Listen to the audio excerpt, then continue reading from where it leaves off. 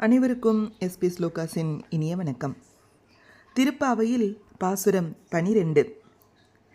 கனைத்திளங்கற்றெருமை கன்று கிறங்கி நினைத்து முளை வழியே நின்று பால் சோர நனைத்தில்லம் சேராக்கும் நற்செல்வன் தங்காய் பனித்தலை வீழ நின் வாசல் கடை பற்றி சினத்தினால் தென்னிலங்கை கோமானை செற்ற மனத்து கினியானை பாடவும் நீ வாய் திறவாய் இனித்தான் எழுந்திராய் ஈதென்ன பேருறக்கம் அனைத்தில்லத்தாரும் அறிந்தேலோரெம்பாவாய். பாசுரத்தின் பொருள்: பசியால் கதறித் திரியும் தங்கள் கன்றுகளை எண்ணிய எருமைகள் தங்கள் மடியில் சொரியும் பாலை சிந்தியபடியே அங்குமிங்கும் செல்கின்றன.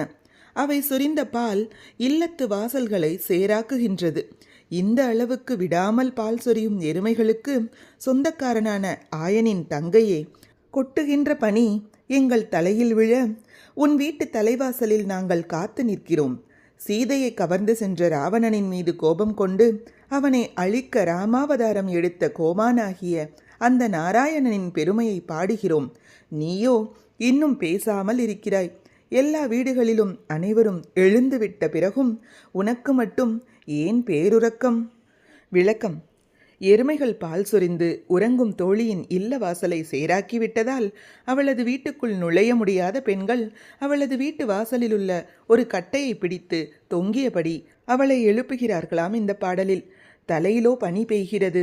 மார்கழியில் எழுந்து குளிர் தாங்காமல் வெந்நீரில் குளிப்பவர்கள் இவர்கள் படும் கஷ்டத்தை உணர வேண்டும்.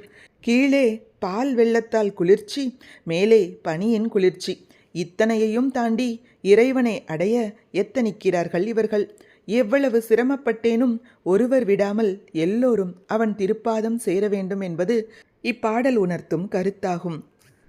திருப்பாவையில் 12வது பாசுரமும் பாசுரத்தின் விளக்கத்தையும் இந்த பதிவில் நாம் தெரிந்து கொண்டோம்.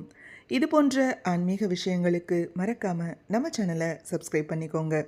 நல்லதே நடக்கட்டும், நன்மையை பிறக்கட்டும். நன்றி, வணக்கம்.